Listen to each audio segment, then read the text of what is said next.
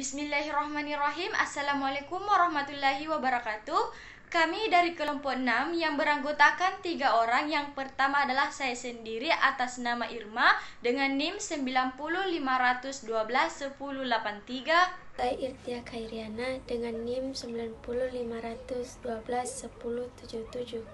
Saya Asra AR NIM 90500121072. Kami mahasiswi Universitas Islam Negeri Alauddin Makassar, Fakultas Ekonomi dan Bisnis Islam, Prodi Perbankan Syariah.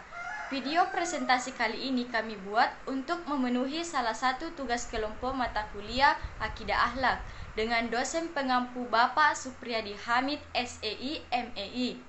Video presentasi kami kali ini memuat pembahasan mengenai akhlak, etika, dan moral, serta persamaan dan perbedaan dari akhlak, etika, dan moral.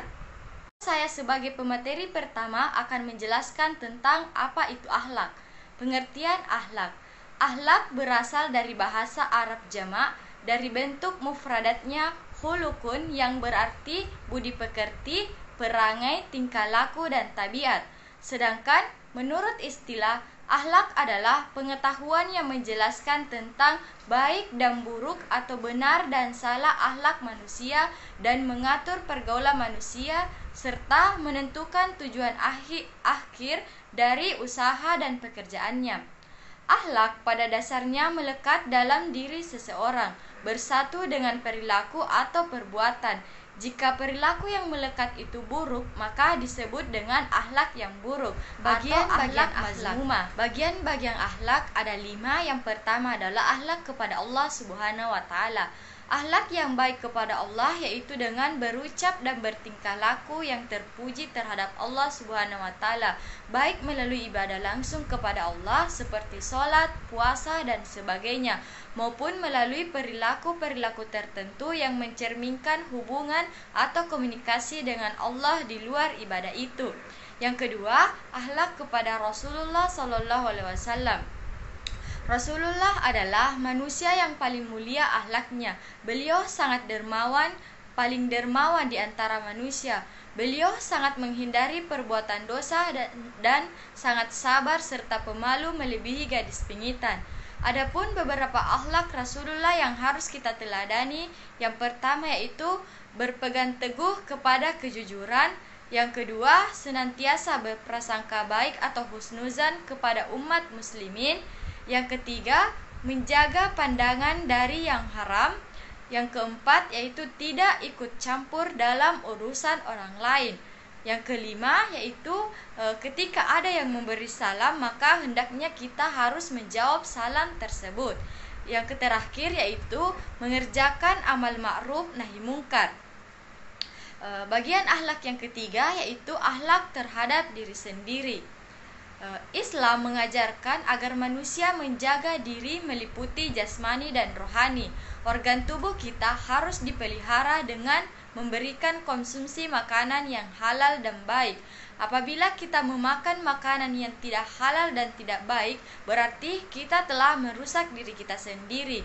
Akal kita juga perlu dipelihara dan dijaga agar tertutup oleh pikiran kotor. Jiwa harus disucikan agar menjadi orang yang beruntung. Yang keempat adalah akhlak terhadap orang tua.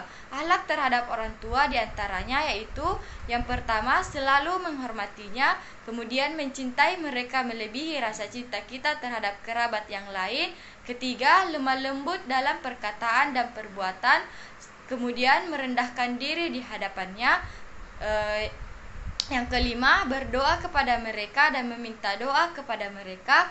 Kemudian berbuat baik kepada mereka sepanjang hidupnya. Selanjutnya yaitu berterima kasih kepada mereka. Akhlak yang kelima adalah akhlak terhadap tetangga. Akhlak terhadap tetangga merupakan perilaku yang terpuji. Berbuat baik kepada tetangga sangat dianjurkan oleh Rasulullah SAW. Sebagaimana sabda Rasulullah yaitu, kalau ia ingin meminjam, hendaklah engkau pinjamkan. Kalau ia ingin minta tolong, hendaklah engkau tolong. Kalau ia sakit, hendaklah engkau rawat. Kalau ia ada keperluan, hendaklah engkau beri bantuan. Kalau ia mendapat kesenangan, hendaklah engkau beri ucapan selamat. Kalau ia dapat kesusahan, hendaklah engkau hibur dia. Kalau ia meninggal, hendaklah engkau antarkan jenazahnya. Janganlah engkau bangun rumah lebih tinggi dari rumahnya, dan janganlah engkau susahkan ia dengan bau masakanmu, kecuali engkau hadiahkan kepadanya, dan kalau tidak engkau beri, bawalah masuk ke dalam rumahmu dengan sembunyi, dan janganlah engkau beri anakmu bawa keluar buah-buahan itu, kecuali nanti anaknya inginkan buahan itu. Hadis riwayat Abu Shaykh. Selanjutnya adalah hal-hal yang perlu dibiasakan sebagai akhlak yang terpuji dalam Islam. Antara lain yaitu yang pertama, berani dalam kebaikan, berkata benar, serta menciptakan manfaat bagi diri sendiri maupun orang lain. Yang kedua, adil dalam memutuskan hukum tanpa membedakan kedudukan, status sosial ekonomi maupun kekerabatan. Yang ketiga, arif dan bijaksana dalam mengambil keputusan. Yang keempat, pemurah dan suka menafkahkan rezeki baik ketika lapang maupun sempit. Yang kelima, ikhlas dalam beramal semata-mata demi meraih ridha Allah Subhanahu wa taala.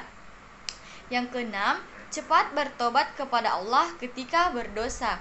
Yang ketujuh, jujur dan amanah. Kedelapan, tidak berkeluh kesah dalam menghadapi masalah hidup. 9. Penuh kasih sayang. Dan 10.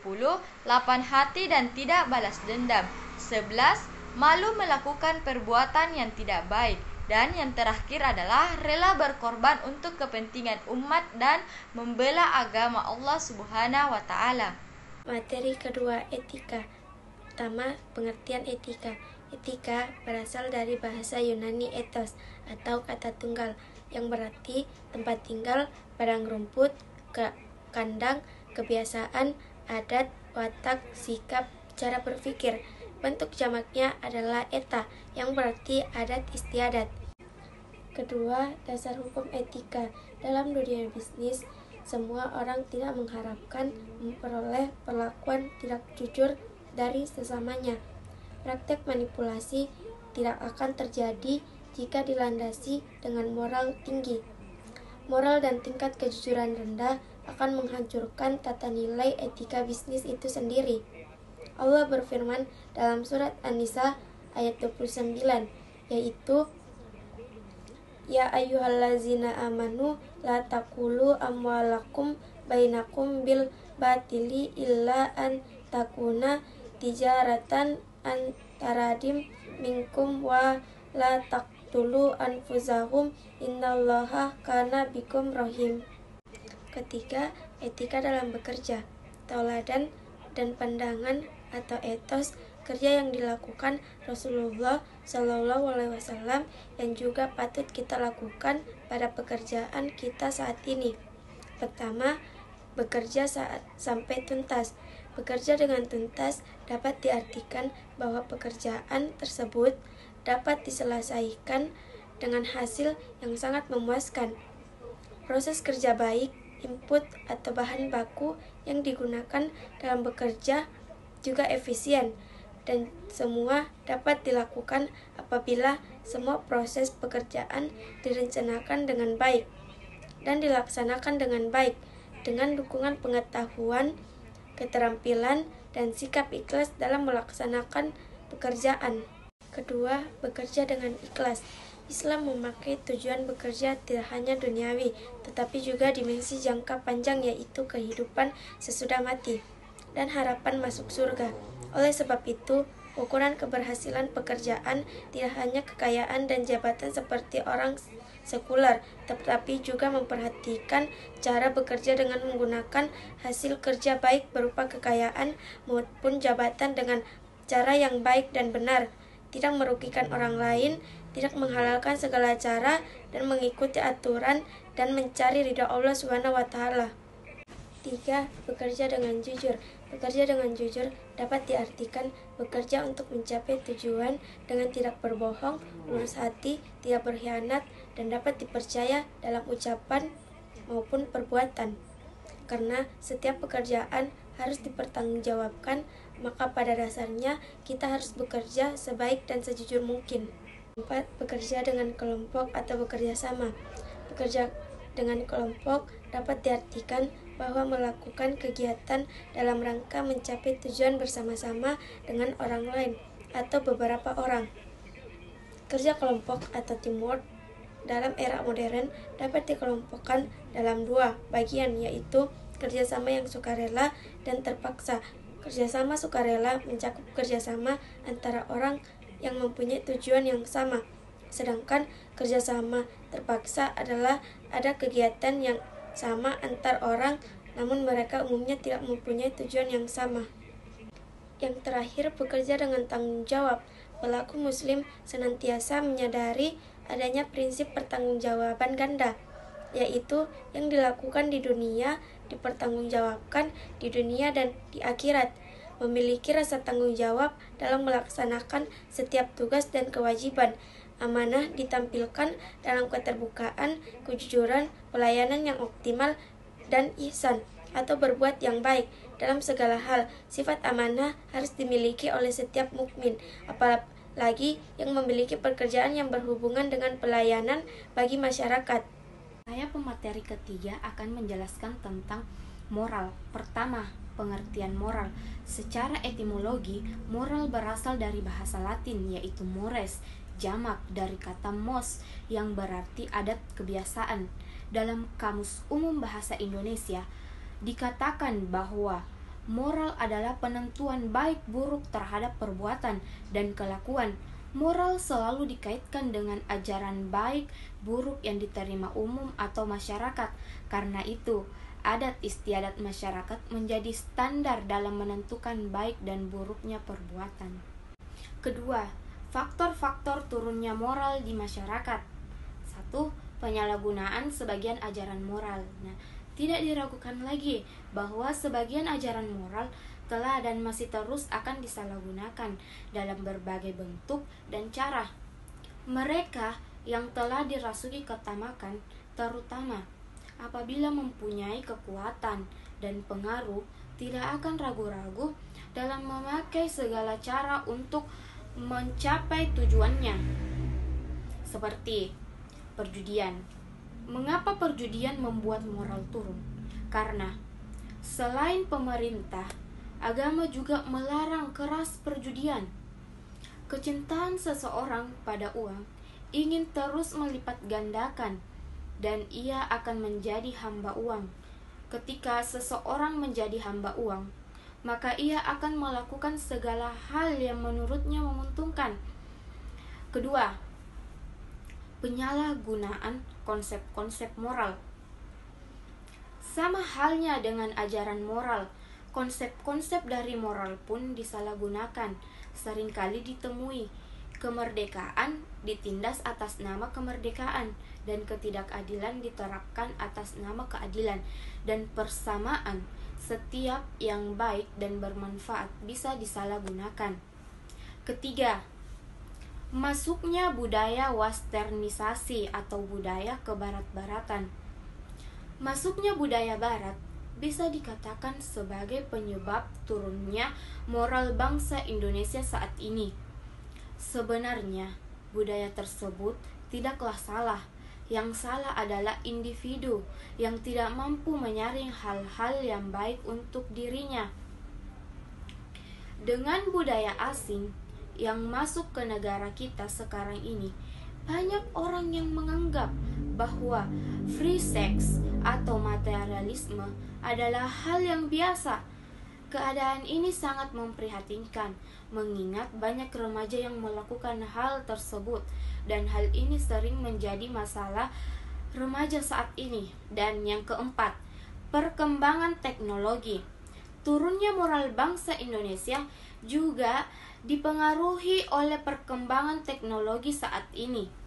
Dengan kemudahan mengakses internet, banyak orang memanfaatkan fasilitas tersebut untuk mencari gambar atau video porno. Jika hal dilakukan terus-menerus, akan merusak moral bangsa. karena pikiran mereka sudah dimasuki oleh doktrin-doktrin barat yang kada salah tersebut. Selanjutnya, solusi untuk menanggulangi moral yang rusak. 1. Memandang martabat manusia. Rasulullah SAW telah mengatakan bahwa ia diutus untuk menyempurnakan martabat manusia dan derajat manusia. Orang yang menceritakan tradisi tersebut bertanya kepada Sayyidina Ali tentang sifat-sifat tersebut. Sayyidina Ali menjawab, alim, toleran, tahu berterima kasih, sabar, murah hati, berani, mempunyai harga diri, bermoral, berterus terang, jujur, dan memiliki harga diri. Artinya, kapan saja dia bekerja untuk kepentingannya dan untuk memenuhi kebutuhannya, dia harus memperhitungkan segala sesuatu. Nah, misalnya kita sebagai anak muda atau remaja harus pandai memilih teman atau pergaulan, karena pergaulan akan sangat berpengaruh terhadap etika, moral, dan akhlak. Karena kepribadian manusia akan terpengaruhi dari pergaulan itu sendiri. Apabila seseorang bergaul di lingkungan yang baik, maka ia akan timbul kepribadian yang baik. Dan apabila seseorang bergaul pada kondisi lingkungan yang kurang baik, maka akan timbul kepribadian yang kurang baik juga. Nah, yang kedua, mendekatkan diri kepada Allah. Rasulullah SAW bersabda, binalah diri sendiri sesuai sifat Allah. Nah, mendekatkan diri kepada Allah dengan cara bersyukur, sabar, dan beramal saleh. Dengan kita mendekatkan diri kepada Allah, rajin beribadah dan beramal saleh, tentu kita akan membuat kita terhindar dari perbuatan yang tidak sesuai jalan Allah. Materi terakhir yaitu persamaan dan perbedaan akhlak, etika, dan moral. Pertama, persamaan akhlak, etika, dan moral sama-sama membahas tentang ide, tujuan, alasan, motif, perilaku. 2. Akhlak, etika, dan moral merupakan ilmu yang normatif, artinya berpegang teguh pada norma atau kaidah yang berlaku.